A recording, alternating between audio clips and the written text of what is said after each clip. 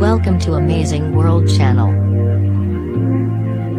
Tweet share 0 1 LinkedIn 0 Email David Hanna is a member of the House of Lords and former UK ambassador to the EU and UN. It has taken Donald Trump's aberrant handling of the nuclear deal with Iran to bring home to the government that our national interests coincide at least as often with those of our European partners as they do with those of an erratically led and ill-informed US administration. About time too. This realization has been creeping up on us ever since the Prime Minister's unfortunate hand-holding episode with the new US president last winter. Now Trump has swatted aside the arguments against putting the Iran deal at risk of both his own professional advisors and of his closest allies.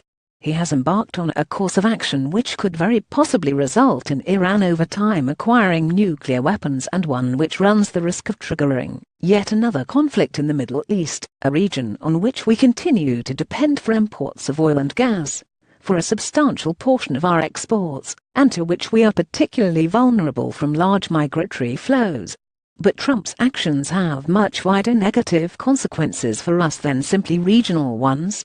Our government has, quite rightly, identified as a major national interest the preservation, and, where possible, the strengthening of a rules-based international order.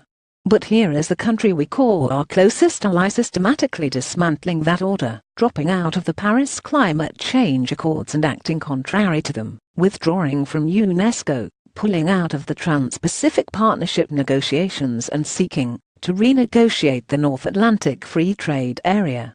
And, in the case of Iran, simply ignoring the testimony of the International Atomic Energy Agency, whose job it is to verify the Iran agreement, that Iran remains in full conformity with its provisions.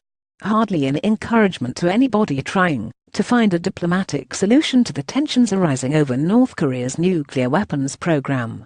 And which countries are in the lead in resisting this bonfire of international rule? Our European partners.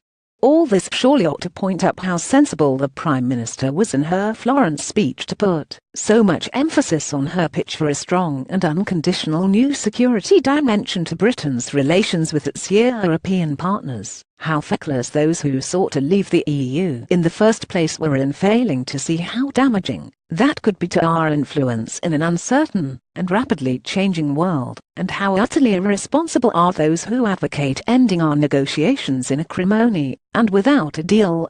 Tweet share 0 1 LinkedIn 0 Email edited by Hugo Dixon.